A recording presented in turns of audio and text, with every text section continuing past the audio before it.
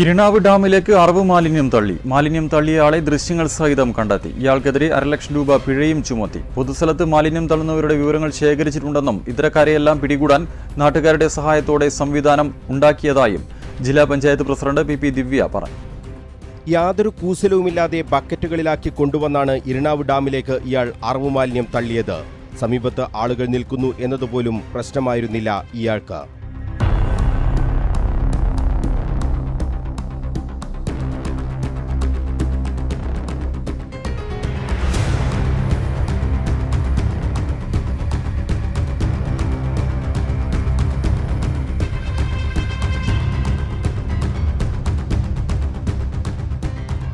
ഇരിണാവ് ഡാമിന് സമീപത്തെ mom's house എന്ന അറവ് കേന്ദ്രത്തിലെ മാലിന്യമാണ് ഇവിടെ തള്ളിയത്. സ്റ്റാൾ ഉടമ അബ്ദുറഹിമാനെതിരെ പിഴ ചുമത്തിയിട്ടുണ്ട്. ജലാശയങ്ങളിൽ അറവ് മാലിന്യം തള്ളുന്നത് ഗുരുതര പാരിസ്ഥിതിക പ്രശ്നങ്ങളാണ് ഉണ്ടാക്കുന്നത്. അറവ് മാലിന്യം ശാസ്ത്രീയമായി സംസ്കരിക്കാൻ സംവിധാനം വ്യാപാരികൾ ഒരുക്കണമെന്നാണ് ചട്ടം. അറവുശാലകൾക്ക് ലൈസൻസ് കൊടുക്കുമ്പോൾ തന്നെ മാലിന്യ സംസ്കരണ സംവിധാനം വേണമെന്ന് നിബന്ധനയും വെക്കാറുണ്ട്. എന്നാൽ മിക്ക അറവുശാലകൾക്കും പൊതുസ്ഥലമാണ് മാലിന്യ സംസ്കരണ കേന്ദ്രം. അറവ് മാലിന്യം സംസ്കരണ കേന്ദ്രങ്ങളിലേക്ക് എത്തിക്കാൻ തദ്ദേശ സ്ഥാപനങ്ങൾ തന്നെ ഇടപെട്ട് സംവിധാനങ്ങളും ഒരുക്കിയിരുന്നു.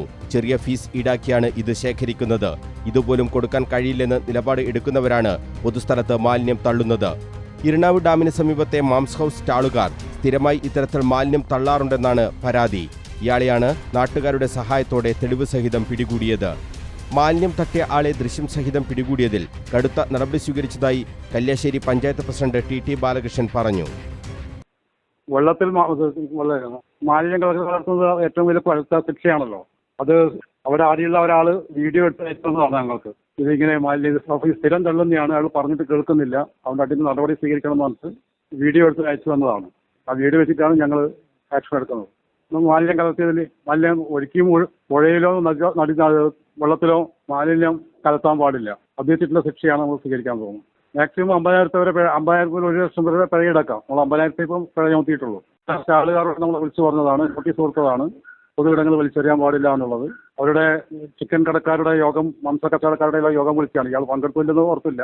എല്ലാവരും യോഗം വിളിച്ച് പറഞ്ഞ് എല്ലാ ഷോപ്പിലും നോട്ടീസും കൊടുക്കുകയാണ്.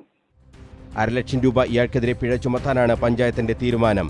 ഇത്തരം സാമൂഹ്യവിരുദ്ധ പ്രവർത്തനങ്ങളിൽ ഏർപ്പെടുന്നവർക്കെതിരെ മുഖം നോക്കാതെ നടപടി സ്വീകരിക്കുമെന്ന് ജില്ലാ പഞ്ചായത്ത് പ്രസിഡന്റ് പി ദിവ്യയും പറഞ്ഞു. തദ്ദേശ സ്ഥാപനങ്ങൾക്കെല്ലാം ഇത് സംബന്ധിച്ച നിർദ്ദേശം നൽകിയിട്ടുണ്ട്. ജില്ലയിൽ പല സ്ഥലത്തും ഇത്തരം സംഭവങ്ങൾ ഉണ്ട്. അവരെയും കണ്ടെത്താൻ സംവിധാനം ഉണ്ടാക്കിയതായും ദിവ്യ അറിയിച്ചു. News bureau, Kannur.